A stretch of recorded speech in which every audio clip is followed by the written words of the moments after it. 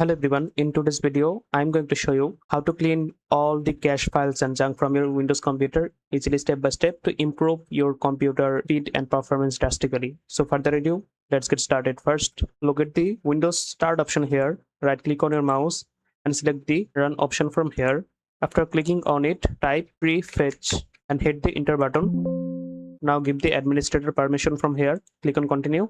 Then you will see these are the temporary files stored on our computer. In order to delete all this temporary file, head back to your keyboard, hold Ctrl plus A button. After selecting all of the file, now hold Shift plus delete button. It will delete this temporary file permanently from here.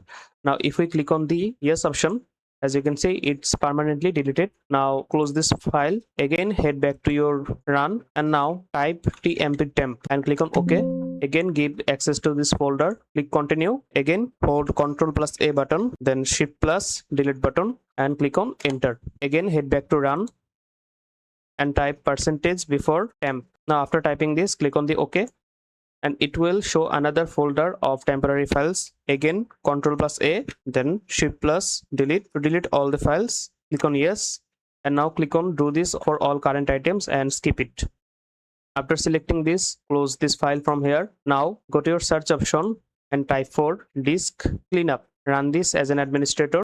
It will automatically select the Windows C drive from here. Now if we click on OK, then it will automatically show our Windows Update cache, temporary program files and delivery optimization files. So select the Windows Update Cleanup, Microsoft Antivirus, Windows Report and Feedback. Select the delivery optimization files. You can also select the recycle bin from here. Just select this and now if we click on OK, then it will delete all this stored temporary file from our computer. Wait for a couple of seconds and it will be done.